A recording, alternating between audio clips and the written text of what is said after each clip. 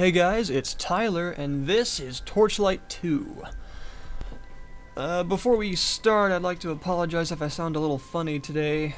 I'm a little hoarse and kind of stuffy. I think I might be getting sick, which is just great, but whatever. Welcome to Indiana, where the weather is always fantastic. No, not really.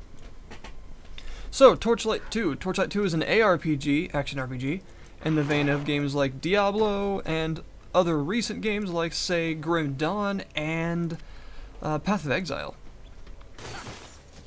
This is a bit of an interesting one because when it was sort of up and coming, it was thought of as the underdog because, of course, the big name on the scene at that time was Diablo 3. Diablo 3 was going to be coming out soon. This game was an interesting sort of distraction for the scene because the developers, obviously a lot of the developers a lot of the developers were the people that originally worked on Diablo 2. Obviously this game has quite a bit of a different appearance. It is a lot more bright and colorful, somewhat cartoony looking, whereas Diablo 2 was very, very dark, grim, bloody. So it was interesting to see people kind of speculating if Torchlight 2 would stay the underdog and if Diablo 3 would just dominate the scene and this game would be forgotten by the wayside. But, well, we all know what happened there. Turns out Diablo 3 wasn't so good. Some business decisions really ruined the reputation of the game pretty quickly, and it's not since recovered. Not very well, at least. And this game was receiving suddenly all the positive press. Everything good said was towards this, not towards Diablo. Definitely an interesting situation. That doesn't happen very often.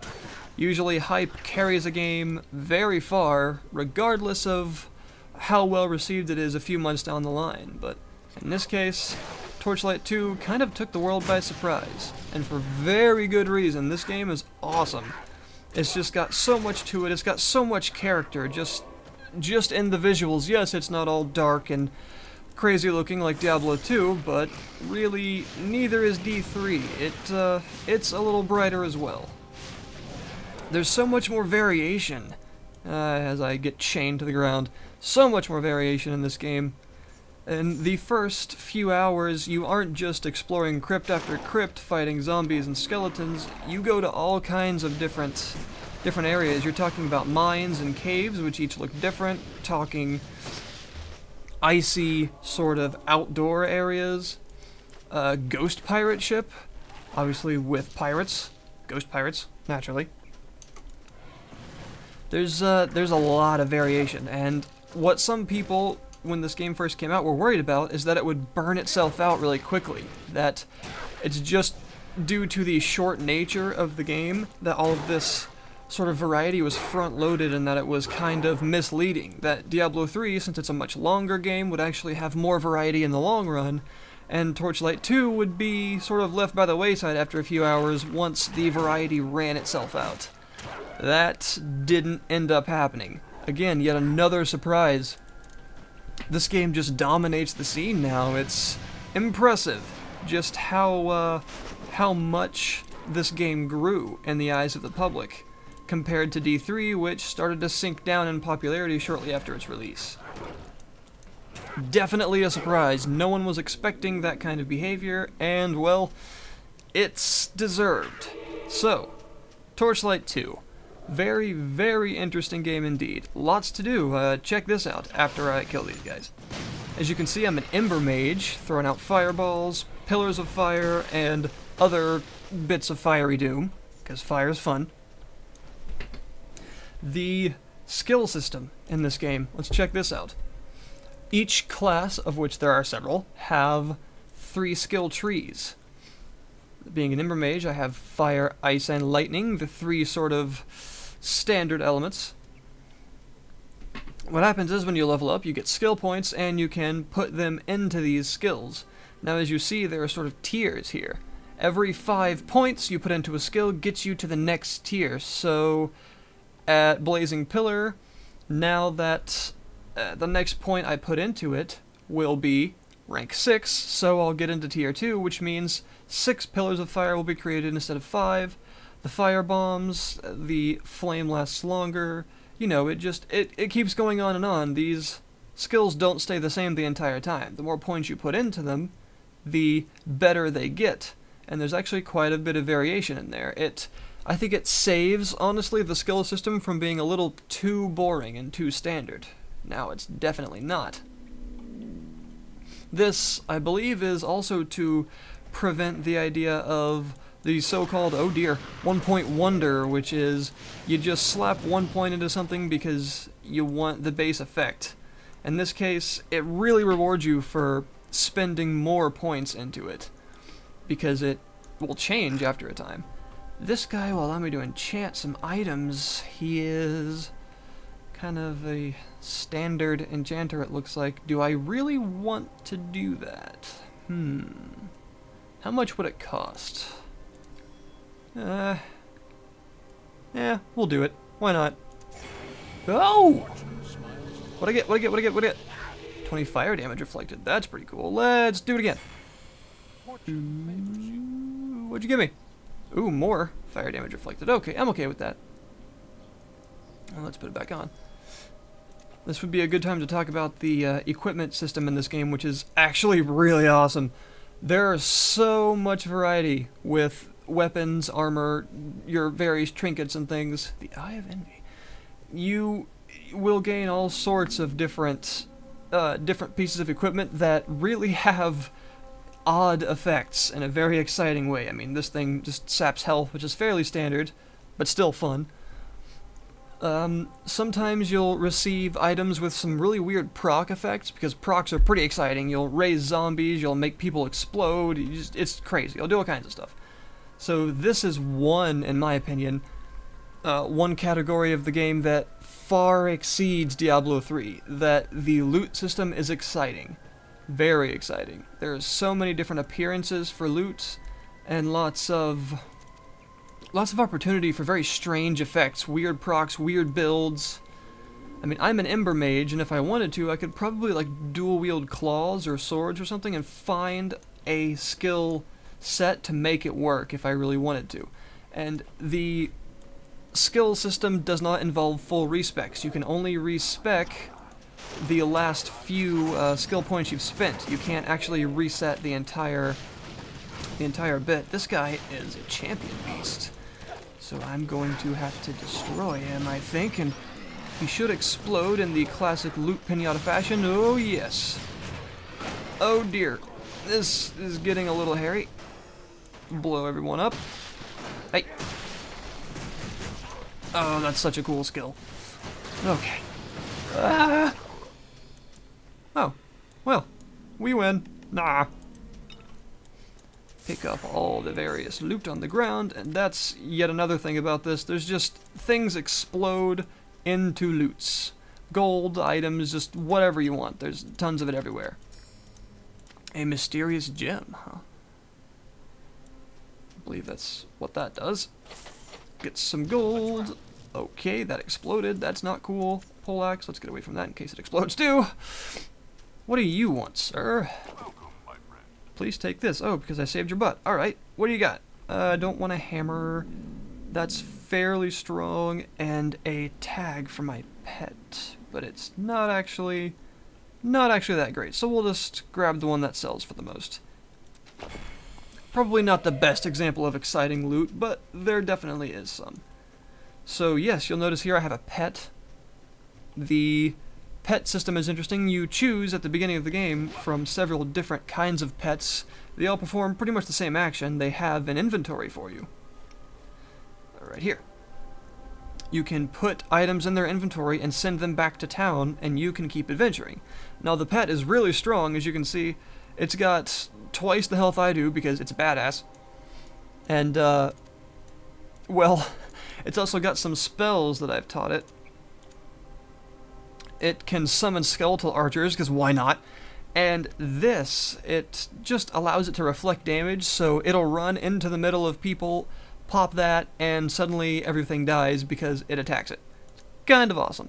You can also give it a basic shopping list and have it grab a few different sorts of items when it goes back to sell your items, or just if you want it to. Nope, I don't want to do that. You can have it do both at once or just one, it doesn't matter. Kind of cool that it allows you to do that.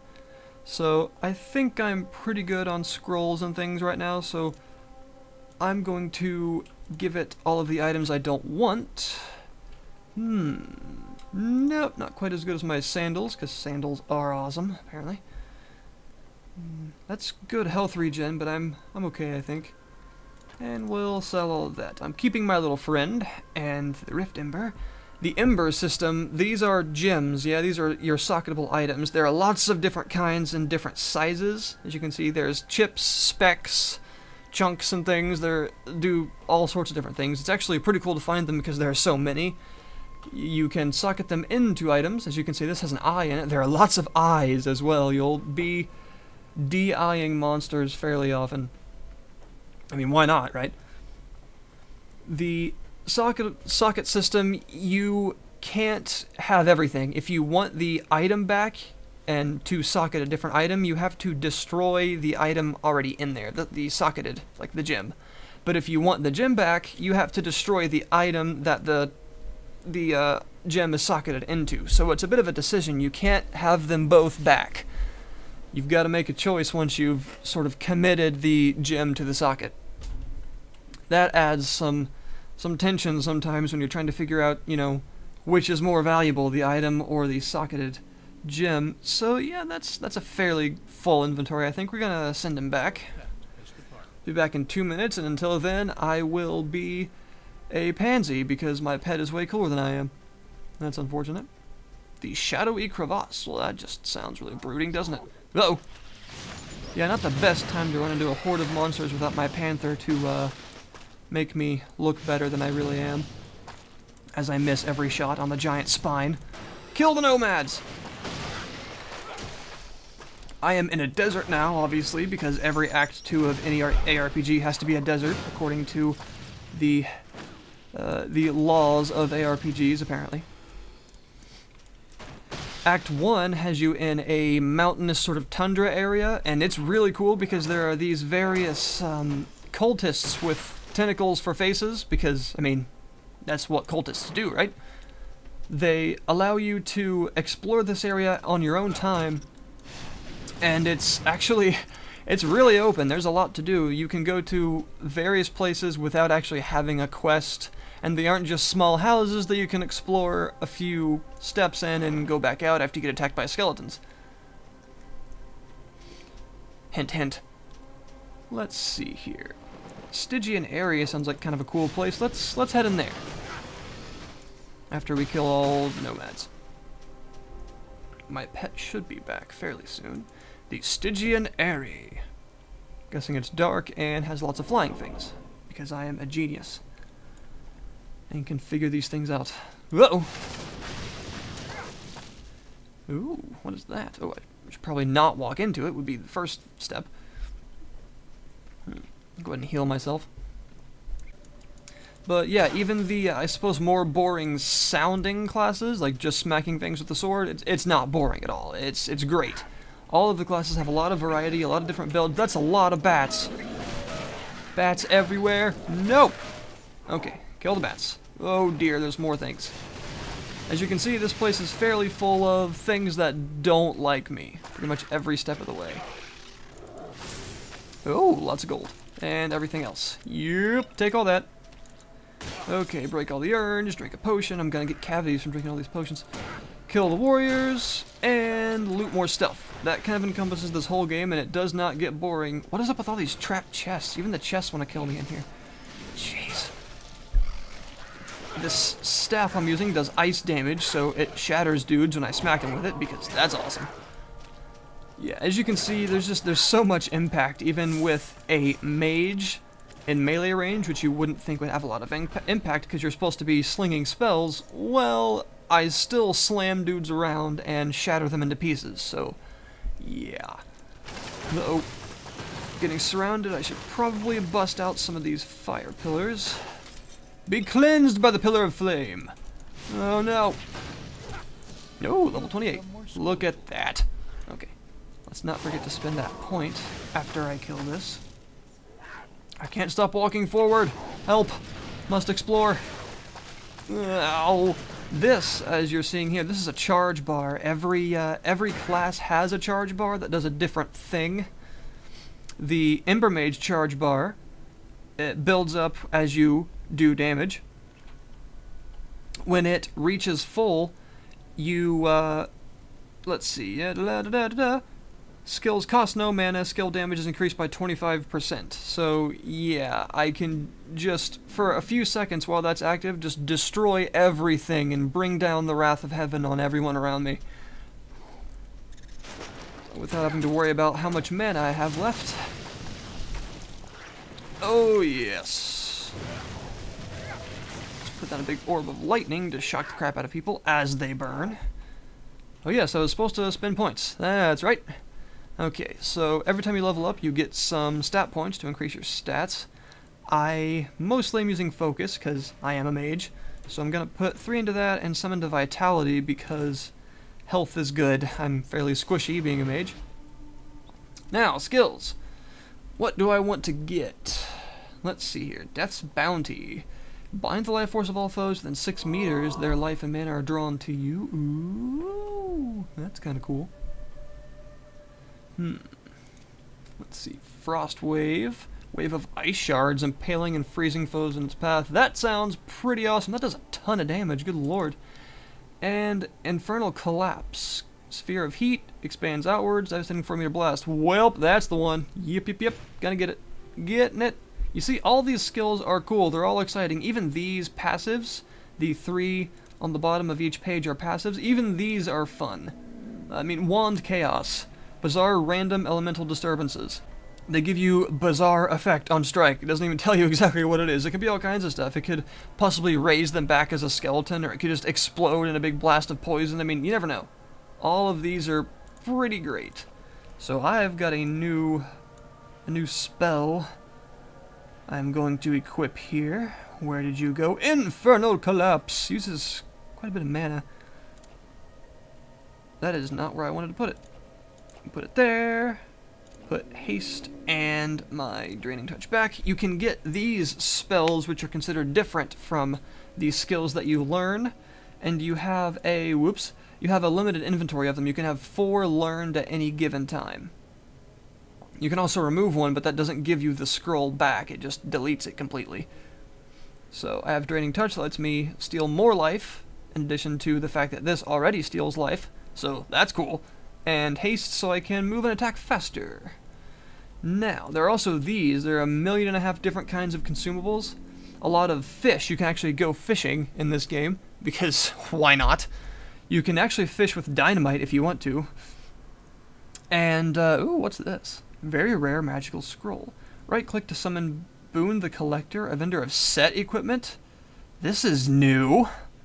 Well, we're gonna have to use that. Yes, right. Different eggs, fish, assorted nasty things. So I can feed these to my pet, and it will transform them into various other nasty beings, which is awesome. That's actually a pretty cool system. Let's see. There is an identification system. Obviously, you have to have scrolls of identify. Let's continue throughout this place, break some urns, and yeah, it's pretty obvious that there's constantly action. Constant action all the time. Things all around you. Yeah. The boss fights. Oh man, the boss fights in this game are great. And this isn't a boss, you know, this is just sort of a random champion monster, which are still pretty tough sometimes and have some really cool abilities. Creates tomb fiends from corpses. Oh, I'm gonna die. Let's stop reading and start killing, please. Reading is bad, kids. That's not true. Don't listen to me. Breeks? I'm not sure what a breek is, but I want one. Kill the golems. Yes, boss fights, amazing. They can last for quite some time. The final boss of the first act, this sort of large cultist dude with purple sort of nether bolts of energy and tentacles and stuff everywhere, it's quite a fight. Right now, since I am a terrible human being, I'm playing on normal, and there are 2 difficulties ahead of this. They get very difficult indeed, and you don't have to unlock them. Yeah, you don't have to beat the game on one difficulty to unlock the next one up. You can start from whatever difficulty you want. I'd actually recommend, if you're a veteran of these games, I'm not sure why I didn't do this, I guess I was just too much of a pansy, to start on veteran difficulty, which is the 3rd out of 4. It's challenging enough to keep you very interested, but it's not frustratingly difficult all the time. But it is pretty tough. And the highest difficulty, I believe, is Elite, and that is definitely challenging. That is one thing I've got to say Torchlight 1 did not provide, really, was a challenge. They definitely fixed that in this game. I will say, though, one caveat, if you're looking for a really good story, Diablo 3 does have this beat. Yeah, Diablo has always had quite a good story. This, not so much, but it's not really about story, it's about going around, blowing everything up, and being a general badass. And it simulates that pretty well. That's a lot of armor, but I don't need strength, and I don't want to give up all the enchantments that my current armor has. What else do we have? That, plus 5% to all damage. That seems really good. Yeah, we're gonna enchant that and see what we can get out of it. I actually need some more money. What'd you give me? What'd you give me? What'd you give me? 4 strength. Well, balls. That's not what I wanted. Oh well. One more enchantment, because I might as well just be broke. 4 mana. Huh, I'm okay with that. It is rare. A lot more armor. I definitely do need the armor. I'm kind of skishy. Here, oh, as you can see, the level system, these require a level or a stat. So even if I was, say, level 20 and somehow had focus up to 64, I could equip this, even though it's technically a level 27 item. There are some items, very few, but there are some that require a certain class, but there aren't very many class-restricted items. Those are usually uniques and things, but as you can see, even this, a unique pistol, this, I could still use this if I wanted to. It'd be kind of silly, but I mean, look at all the stuff it does. Chance to execute, chance to stun, critical damage, attack speed, cast speed, bow, crossbow, pistol, and wand range, so I could use this, since it's a pistol one-handed, and have like a pistol and a wand, or a pistol and a crossbow or something, and just be super silly if I wanted. The Outlander is another class in this game that would actually benefit from this quite a bit. There are all kinds of fairly silly builds you could try, and it's all about experimentation in this game. Just get some items, they'll work. You know, just try it out, and there's really no penalty for trying it out. Yes, there is the whole thing of respecs not really being available very well, but that it's just silly. It encourages you to just try out random things and see what happens. There's no reason not to, really. That is a really cool skill. I'm using that more. Ooh, yes. I didn't actually check to see what the tier bonuses for it are. I'm going to look at that right now. What do I get? What do I get? What do I get? Let's see. Blast radius, knockback. That's cool. I can just blow things away with it. Yeah, we're definitely going to be doing that. That's a lot of burst damage on that. Ember, Sabatons, pants. All the things I may or may not need. Always pants with these games. Just pants everywhere. People just leave their pants all over the place, apparently. I have that problem sometimes, I'll admit. Stop with your green flame, I don't even know what it is. Oh, poison. That's great. Well, I suppose I should expect that. Green equals poison. That's pretty common. Destroy it! Yeah. Ooh, a shrine speed. Another thing, this game has very good co-op. I'm actually not playing co-op right now because I don't know what friends are, but there is very good co-op. It makes the game harder, the game does scale up, but things don't become unnecessarily, I guess, spell spongy. Well, there are bullets in this game, just spongy. They don't sponge damage to a ridiculous degree. The co-op is balanced, it is fun. Chair, stop squeaking. Quit it! No! Bad chair. Alright. So this is a boss, and again, I'm not on any quest to actually go here. I could just waltz in here. There is a quest to kill the Manticore, but you can do it with or without the quest and just come back later. It doesn't matter.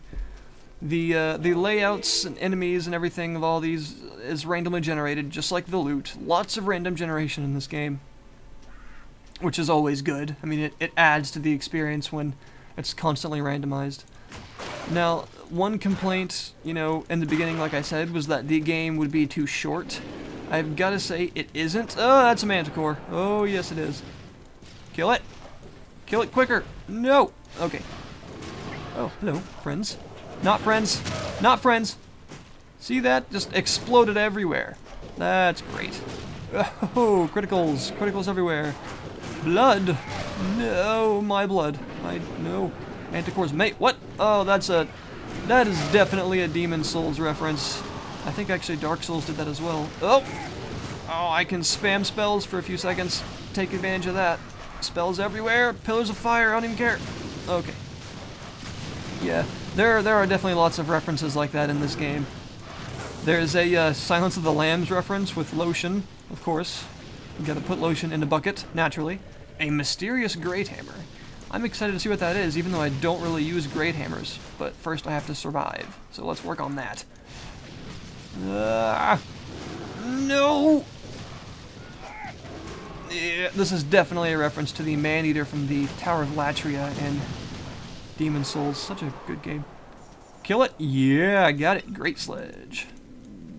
Now gold just flies from the ceiling because, yeah, that's definitely a good reward, just gold falling from the ceiling. You've got quite a large inventory, and you definitely can't complain because there's constantly loot dropping everywhere. Before we open that chest, I'm going to make people butt clench by avoiding opening it and getting all the gold around. Yes, trail of gold. Trail of gold. Follow the golden. Oh no! Jackal beasts, get away! That's my panther. You can't have him. Too bad. Okay. Any more gold? Probably. Gold. Gold, gold, gold, gold, gold, gold, gold. Need the glod. Glod everywhere. Yep, more glod. Gold, gold, gold, gold. Okay. Yeah, this game will turn you into a loot whore if you weren't, and if you already were, well, you'll feel right at home. Haste so we can move faster because I want to get to that chest.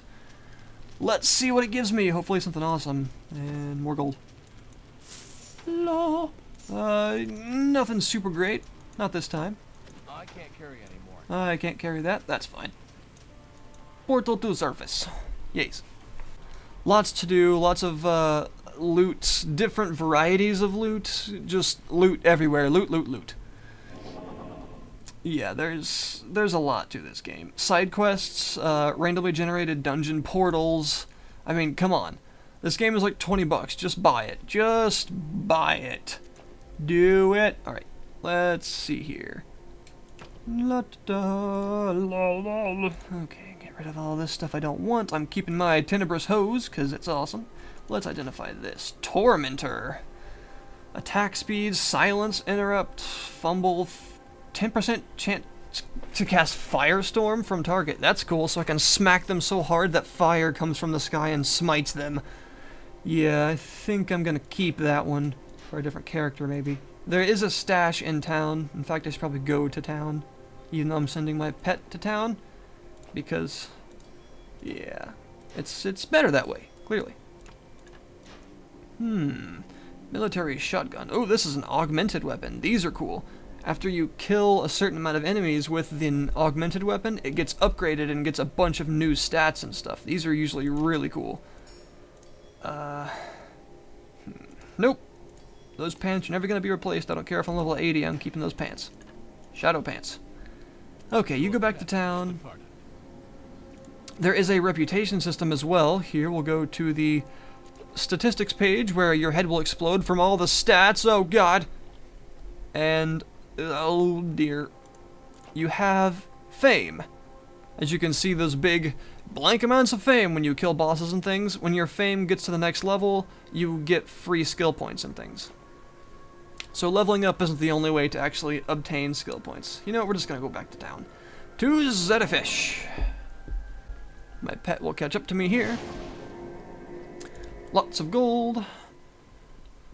Hello, giant chicken. You. Oh.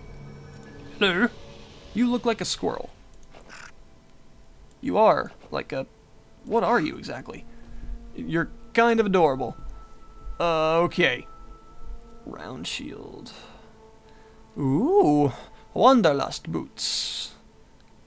Extra range. You have to be an outlander to use that. That's unfortunate. Kabbalist gloves. Feel the power of Ember flowing through your hands. This is an Ember Mage only. Weapon. Ooh, this does fire damage, all damage, mana stolen. Oh, yeah, I want these. I want these a lot.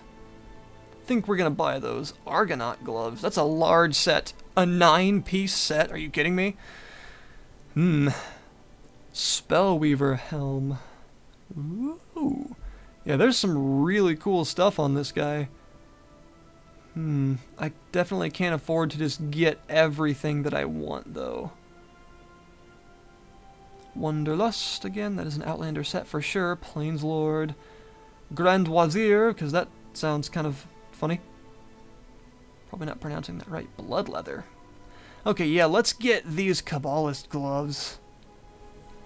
Yeah, I'm buying you. That leaves me with, oh, not enough to get this. Poop. Equip. You can have this if you want. If I sell this, will I have enough? 514. Oh no, if I sell all of these, I'm not gonna have enough. That's okay. I'd like to get more of the Kabbalist set now. Yeah, easy to get sidetracked with constant loot whoring, and that is not a bad thing. Well, okay, I think that settles this. I think you've decided by now if you want to play this, and you should. Hint, hint. So, check this out on Steam. I'll be putting a link in the description below this video to get to the Steam page, and just buy it. It's not expensive. Just do it. It's not a big deal. I'll see you guys next time.